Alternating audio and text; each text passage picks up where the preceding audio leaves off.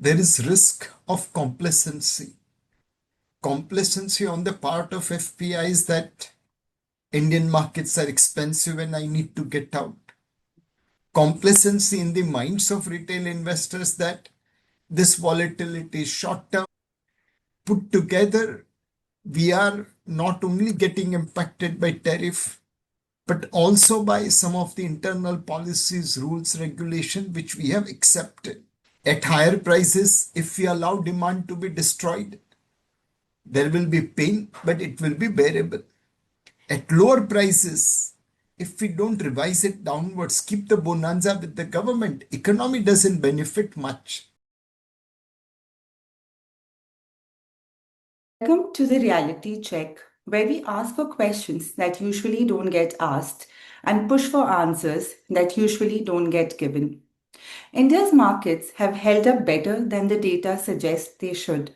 Consumption at a multi-decade low, the rupee past 95, Indian corporate capital moving to the US not by choice but by compulsion, and the retail Indian investor who has held this market for 5 years, quietly running out of patience. Our guest today has navigated market cycles for almost 3 decades and is responsible for one of India's most credible and respected asset management businesses. He has a well earned reputation for saying what others in his position prefer to leave unsaid. Today, I'm going to hold him to that. Joining us today is Mr. Nilesh Shah, Managing Director of Kotak Mahindra Asset Management Company. So, thank you for taking out the time and speaking to us today. Thank you, Meka and Harsh, for having me here. Addressing the first problem, which is the investor sentiment at this point in time, and you have navigated enough market cycles, and because of your on the ground presence, you would have interacted with more advisors, investors, institutions, family offices than most in the industry. I want to ask you two things. One, what are people saying in private right now, which is away from the official sentiment? And second, what genuinely feels different this time? Something that even after all your years of experience, you are not fully prepared for. So, Meka, I'm seeing in today's environment investor confidence higher than fund manager confidence. Whenever I have tried to moderate return expectation over last couple of years, the feedback was that no, Indian economy will deliver better return, markets will deliver better return. Why are you sounding bearish? So one, investor confidence is higher than fund manager confidence at this point of time. Second, in private, I have seen many investors asking about India's AI journey. There is skepticism, there is prayer, there is hope, but undoubtedly, a lot of investors are asking about India's AI journey. Second question, sir, is what is something that is genuinely feeling different this time from a structural or a macro standpoint to you? The domestic participation is structurally positive, and I sometimes do worry, are we giving exit to FPIs as some of the commentators are suggesting? Time will tell whether we are right or not in inculcating this habit of systematic investment. Structurally, domestic participation is the differentiator this time. And sir, I'd largely, want to address the basics as we go along the conversation. And, it is a well-known fact that, earnings is what translates into stock market returns. Now, every sell-side research note, every investor presentation has been talking about earnings, which would probably translate to 12 to 14% kind of a return over the medium to long term. But being in a Bangalore market where we see, as you rightly called out, that the effects of AI is very real, and in my limited understanding, I feel we are just seeing the first order effects of AI taking place right now. The second order effects, in terms of what's going to happen probably to different sectors, has not even begun to show up. So, in that context, do you think that time correction is not just a plausible thing, but a more likely outcome? And if it gets prolonged, then what people expect? What do you see the investor behavior to be like? Mika, this time oil crisis has come at a time when our vulnerability from the position of strength had increased. But we are not down like 1990, where we had to go and pledge gold for raising resources. It's like a Sachin Tendulkar or Virat Kohli hitting a rough patch in the career. Rupee was weakening because of variety of things, and then oil crisis pushed it further down. FPIs were selling equity market. Oil vulnerability gave them one more opportunity to go down. GDP growth was coming down from higher base of 8 to 7. Oil crisis pushed it to 6. Interest rate cuts were almost over, but they were expected to remain on pause for a long time. Oil crisis and inflation has pushed it on the higher side. So put together, this crisis is coming at a time when our vulnerabilities were higher and expectations were also higher from us to deliver. And this mismatch has created current situation. To come out of this, we will require some divine intervention. One, not only the war should come to an end and oil prices come to double digit, but also the flow and supply should normalize. We are also facing challenge of El Nino, and it is going to create a dry monsoon for India below long-term average. And third, if we overcome those two, there is still doubt about AI strategy and how it will impact growth. So I'll say India is in a tough position right now. We need some divine intervention and some hard work to come out of this so that our investors' experience remain positive. There were some very interesting data points that you put out last week, regarding the Indian consumption. And I think, where India was positioned differently was in terms of, the buffer we had as far as consumption was concerned, but we did not see it translate into, the consumption story that we all anticipated. You pointed out that, close to about 1.5 lakh crores left India just for foreign travel spends, close to about 2.8 lakh crores, which was just destroyed in futures and options. We have seen wages remaining stagnant, not just post COVID, but even before, the COVID era. Weak housing demand, growing share of personal credit just to fund lifestyle. And on the other side, we're also kind of hit by the squeeze. The exports have been squeezed because of tariffs. So, what exactly is the demand that justifies the earnings recovery? We are we are kind of anchoring the bull case scenario to in that situation. One, with all the uncertainty, India is still expected to grow at 6. That itself will be one of the highest in the major economy. That itself will create earnings growth. Second, in most parts of the world, earnings growth is heavily concentrated in AI play. In South Korea, most of the profit growth is driven by SK Hynix and Samsung.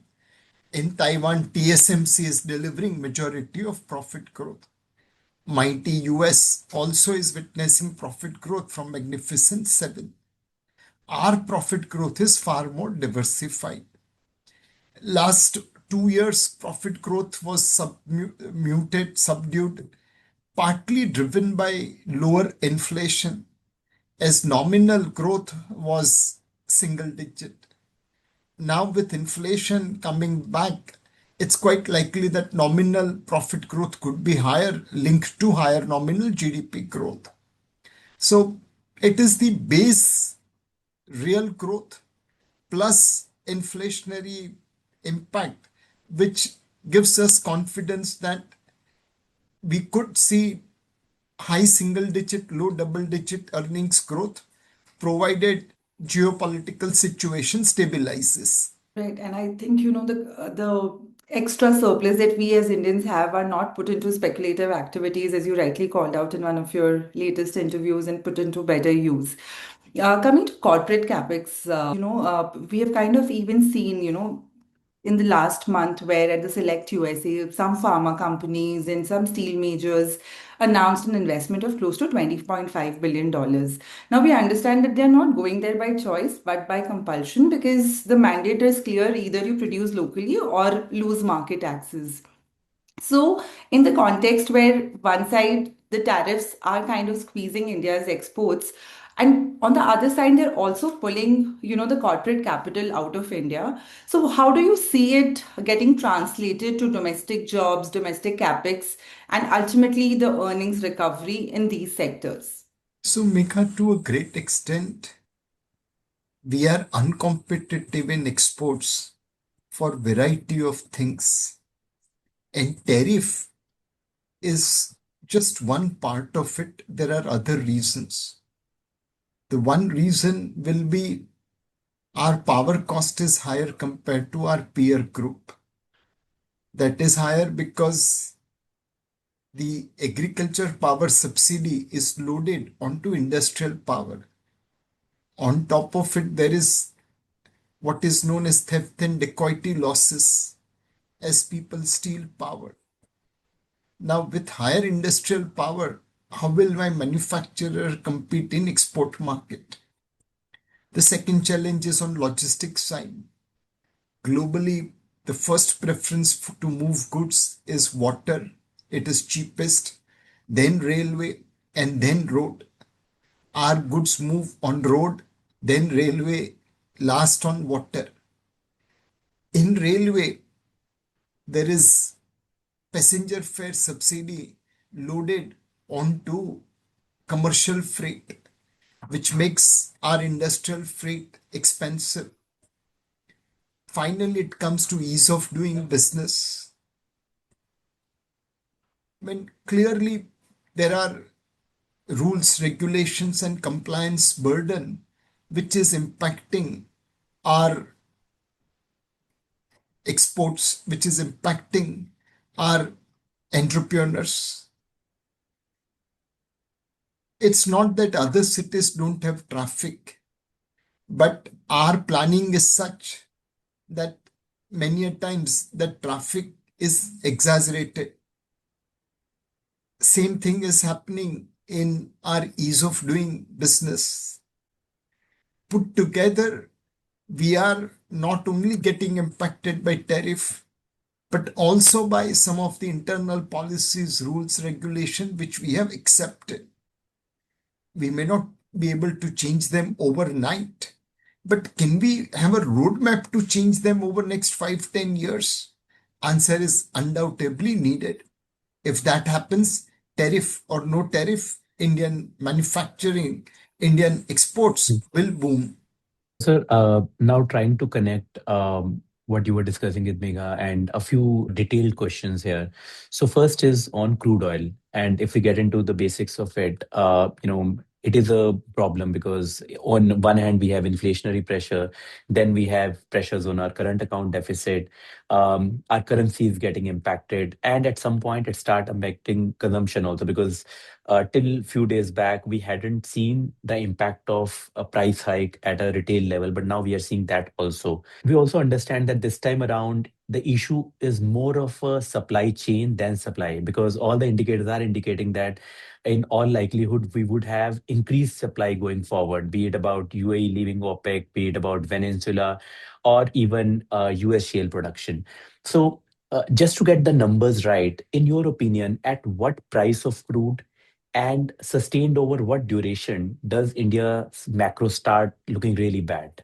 So, Harsh, it all depends upon whether we'll allow market forces to work or not.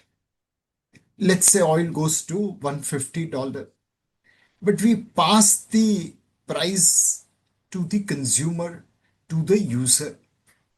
Do you think people will consume same amount of crude at $150 price? Answer is no. They will bring down demand. They will curtail consumption. And then our ability to bear $150 of crude is far, far higher. It will be painful, there's no doubt about it, but it will be far, far better. Let's assume oil goes to $60 a barrel, but we don't pass that benefit to consumers and users. We keep all the bonanza in the government. You think economy benefits at all? Answer is no. Undoubtedly, there will be some benefits as pressure on rupee eases, pressure on GDP growth eases, but there will be no impact on inflation because you are not revising prices downwards. So it's not what price of crude, it's all about whether we will allow market forces to operate or not. At higher prices, if we allow demand to be destroyed, there will be pain, but it will be bearable. At lower prices, if we don't revise it downwards, keep the bonanza with the government, economy doesn't benefit much. We have to ensure market forces play. Understood, sir. So I think it's a very, very valid point, and we have been in the process of reforming it for I don't know more than a decade now. Now coming to rupee, so I mean last week we saw Indian rupee weakening to around 97 against USD, and we only compare USD. If we look at rupee's performance against Swiss franc, against GBP, against euro, the picture looks even worse. Now, if I look at REER, and for the benefit of our viewers, it's a real effective exchange rate. We are close to 90, and last time around, when we saw it breaching 90 on the lower side was in 2008 and 2013. I think in those times it reached 83, 85. And those were really crisis time. I'm not saying this is not a crisis time, but those were looking much worse than what we are in the situation at this point of time. And we do understand that as an emerging economy, our currency has to structurally depreciate. And maybe in some years or in some months, we could even see triple digit on INR versus USD. So at this point of time, when we have strengthened from say a 97 to 95 today, do you see rupee is in danger, John, or do you see there is an opportunity in rupee? I mean, the reason why I'm asking is from an investor point of view, does it make sense to now start investing in rupee denominated asset and not dollar denominated asset, which would have benefited investors a lot in last 2 years? Again, rupee, as long as it is around its fair value, is unlikely to be in danger zone. If rupee is overvalued, it will get depreciated. If it is undervalued, it will be bought into. And which is why it is important that it is around fair value. A rising rupee will have its own consequences. A falling rupee also will have its own consequences. Now, do I see rupee going to triple digit? Answer is undoubtedly yes. At this point of time, India's inflation and productivity differentia vis-a-vis trade partners warrant rupee depreciation to maintain competitiveness. But as you very correctly mentioned, Harsh, Indian rupee has not only depreciated against dollar, it is depreciated against yen, euro, Chinese renminbi, GBP, and our exporters need to take advantage of the same. They must focus on creating scale. They must focus on export market.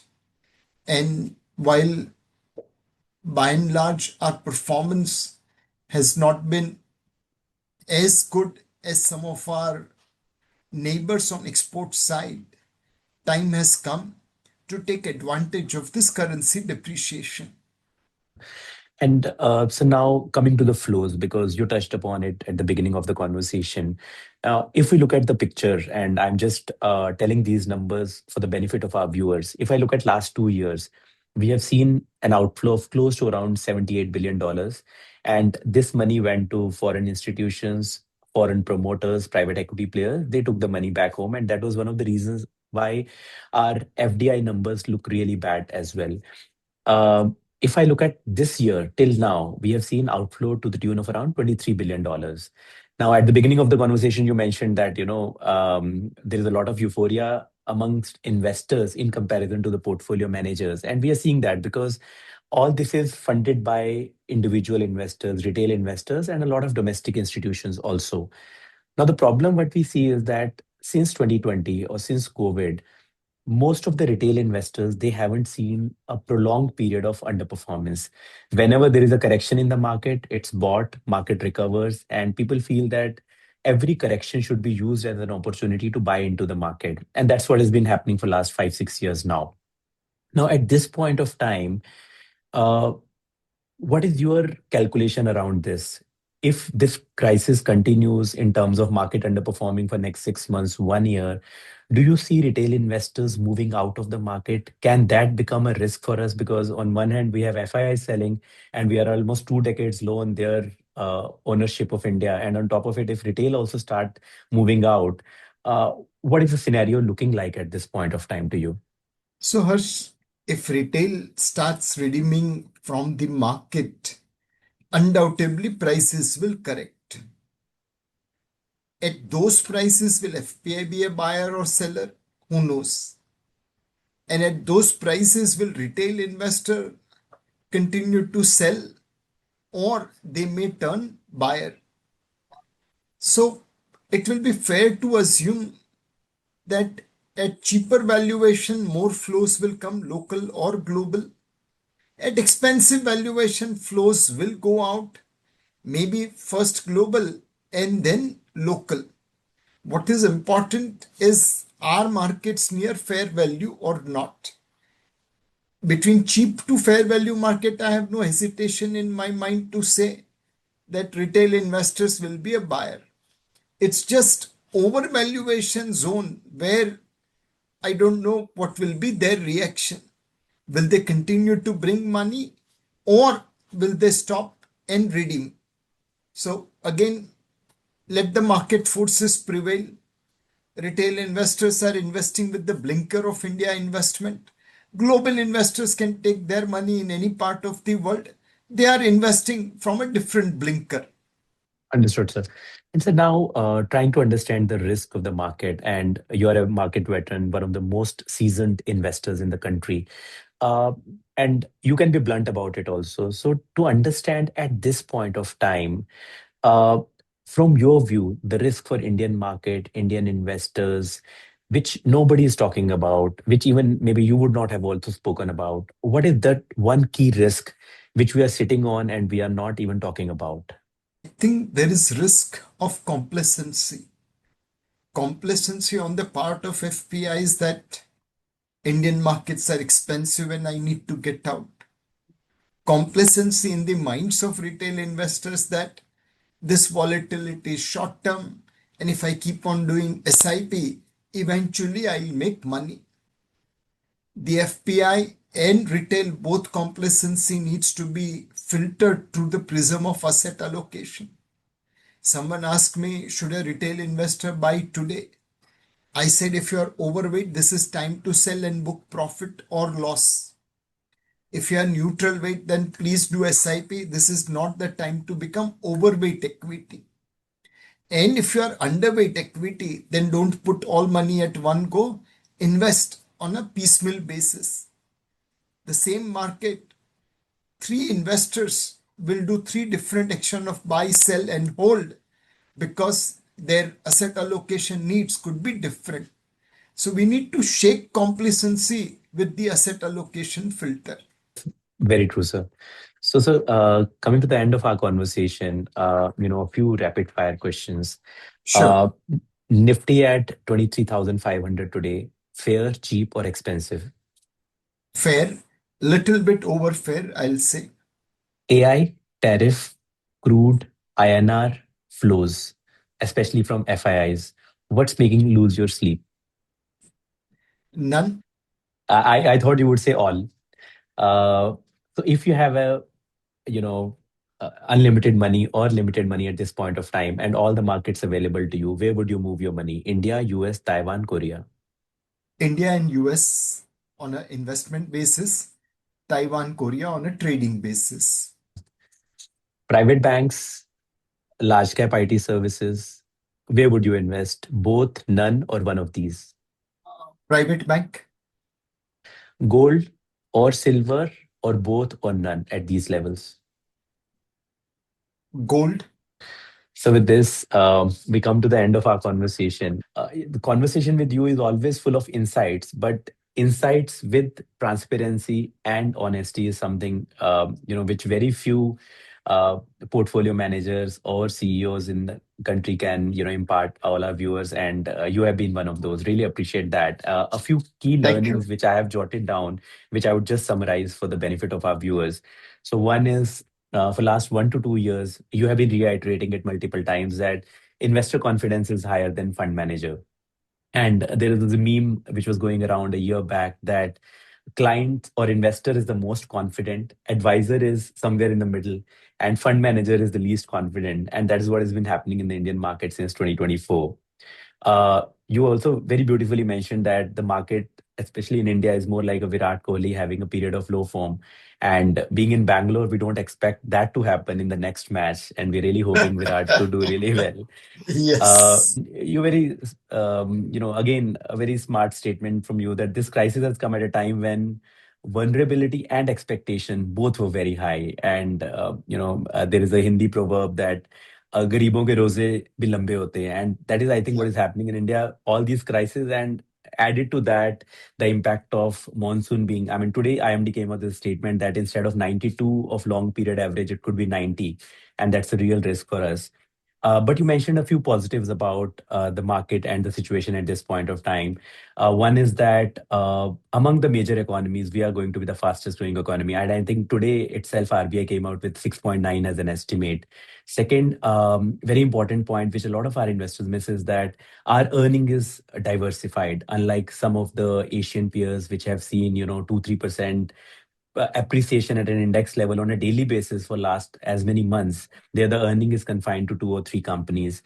Um, you are also seeing that the earning expectation is high single digit and low double digit. And even because of inflation, we could see nominal growth or top line being really good this time around. But one area of concern which you highlighted was that it's not just only currency which can give us an edge with respect to export competitiveness. We need a lot of other reforms also, and you mentioned a few of those. Um, it's not the price of the crude oil which should bother, but it's about how it is transmitted in the country. That's what matters. And I think the concept of demand destruction, elasticity is what you covered. uh, our exporters should not be looking at only 1 or 2 markets since we have weakened against everything else. So this China plus one should be, because I was reading that, against, and you mentioned also that against CNY also we have weakened quite considerably. So we should take advantage of this opportunity and target European markets, US market, and other markets. Uh, at overvaluation zone, the flow of retail investors is something which you would want to track. And lastly, I think something very, very important, and the statement which would stay with me and which actually stayed with me and which had a lot of impact was about complacency. That foreign institutions are complacent, they are short on India. Indian investors are complacent, they are long on India.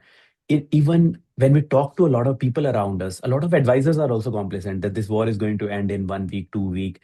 Some fund managers are also complacent. So I think this entire chamber of complacency around us is something which we all need to come out of. With this, we end our conversation. So, thank you so much. And I'm sure this conversation is going to help a lot of our investors who would be watching this and help them navigate through this situation in a more intelligent way by managing their asset allocation, like you mentioned in the conversation. Thank you once again for taking out time. Thank you, Harsh. Thank you, Mika.